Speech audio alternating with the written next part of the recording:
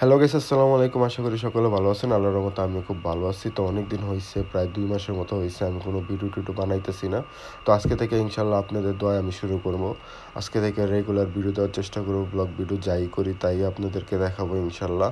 যদি আপনারা পাশে থাকেন এবং চ্যানেলটাকে নতুন হয়ে থাকলে আপনারা প্লিজ সাবস্ক্রাইব করে দেবেন এবং সাপোর্ট করবেন। আপনাদের সাপোর্ট পাইলে আমি ইনশাআল্লাহ ভিডিও বানাইতে আরও উৎসাহিত হব। তো আমি বেশি কথা বলবো না। আমি ভাবছি আজকে ছুটির দিন একটু ফ্রেশ হলাম, বাইরে যাব ভিডিও বানানোর জন্য। তো এর জন্য আমি সকালে উঠলাম 10টার দিকে, ওইটা একটু রেডি হইলাম, ফ্রেশ হইলাম।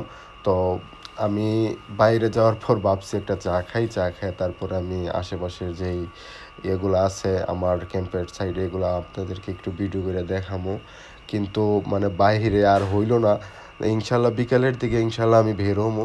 কিন্তু বাইরে এত গরম, মানে প্রচুর গরম, মাত্র গরম পড়ছে তো দুবাইতে, মানে এত গরম, মানে চোখগুলো বড় বড় করে তাকানোর মতো অবস্থা নাই। মানে ছোট করে সামনে কিছুই দেখা যায়, মানুষও খুবই কম। এই গরমের সময় কে বের হয় বাইরে, মানুষও নাই।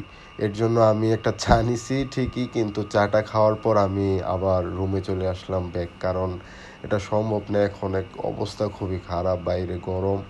তো ইনশাল্লাহ আমি বিকালে আবার নতুন একটা ভিডিও নিয়ে চলে আসবো। আল্লাহ হাফেজ।